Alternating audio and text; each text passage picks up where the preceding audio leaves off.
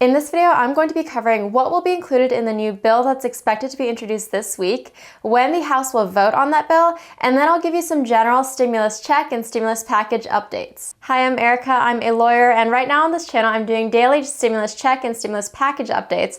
And just before we dive in, please let me know by hitting the thumbs up if you do want to see a second stimulus check, and if you don't want to, just let me know in the comments why.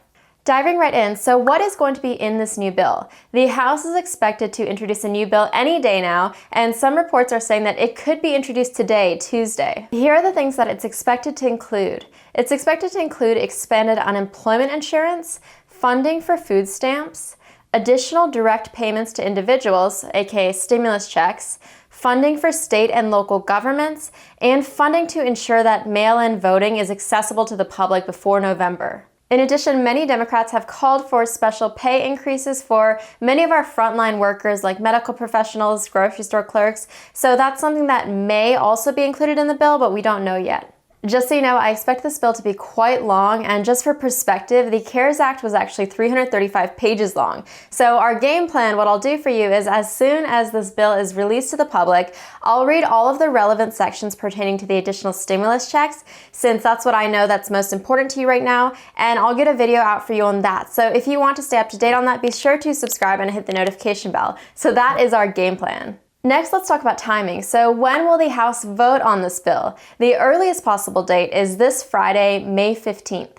And that is just because the House Majority Leader has promised lawmakers that they'll get at least 72 hours notice before they have to return to DC. If you take a look at the 5 steps for a bill to become a law, remember that even if it does get voted on and passed by the House, it still has to go through the Senate and the President before it's signed into law. Now let me give you some general updates on this next stimulus package so that you're up to speed on everything. First, there's major disagreement on timing. So on one hand, you have the Republicans who are saying, we want to take things slowly. Senate Majority Leader Mitch McConnell said that we're still assessing what we've done already, talking about all of the stimulus packages that have already been passed. He also said that we have not yet felt the urgency of acting immediately. That time could develop, but I don't think it has yet. White House Economic Advisor Larry Kudlow said that many people would just like to pause for a moment. Then on the opposite end of the spectrum, you have the Democrats who are rushing to get the next relief bill passed, and House Speaker Pelosi said that the sooner we act, the bigger we go, the better. She also said we have to put money in the pockets of the American people, recognizing the pain, the agony that they are feeling. To those who would suggest a pause, I'll say that hunger doesn't take a pause. The rent doesn't take a pause. The hardship doesn't take a pause. So the first main disagreement is this timing issue. The Democrats are saying, let's hurry and get this new bill passed, and the Republicans are saying, let's take a pause here and wait and assess. Second, there's of course disagreement about what would actually be included in this next relief package. One of the main things that Republicans want is legal protections for employers, and they're actually calling this absolutely essential to striking a next deal. As a lawyer, I can break this down for you. Basically, the Republicans don't want someone being able to go into hospital and saying, hey, I'm going to sue you because I got the illness at your hospital, or going into a restaurant and saying, I'm suing you because I caught the illness at your restaurant.